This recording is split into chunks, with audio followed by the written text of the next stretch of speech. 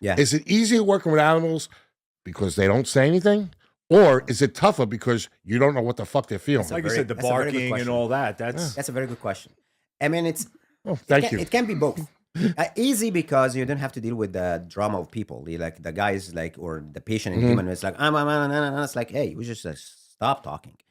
Just give us time to put an IV or something. You're like him, yeah. So it's like, hey, like that guy's like keep saying Viagra 15 times. Like, hey, why you keep saying Viagra? You don't need Viagra. You're just like here for a headache. But like, but if you need Viagra, you probably need to talk first about your problems. But so it's easy because the patient and animal do not like talk. Obviously they bark and that's fine. But it's hard because if you're asking me as a vet, it's very way harder than physician. The dog is not talking. Yeah. I have no idea what he's saying. No symptoms. I'm just relying on the owner's observation. But it's very hard to. You really have to be very skilled veterinarian to know that dog has Cushing disease or he has this or has that. It's going to be way harder, 100%. It's very hard.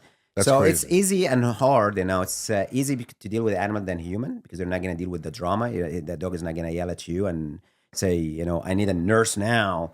I've been waiting in the emergency room. The owner would do that, but once the dog in the hospital once you give him a nice blanket, the dog's not going to wake up in the middle of the surgery, like when he's having a knee replacement, and sit straight up and freak everybody out, right? No. That's what I did. I mean, no. I mean, you had the epidural anesthesia.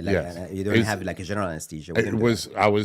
I woke up. Yeah. And they shit themselves. They were scared. That would be scary. Yes. Listen, if you got this much animal standing up and just freaked out. I'm not pointing my finger again. You can point all you want. I'm not. I learned my lesson. You're an American now. No. That's what Americans do. Sit on your hands. The one bad trait you got becoming American is that. A point. That's what you learn in New Jersey. That's the problem. Yes. You learn that on the Garden State Park.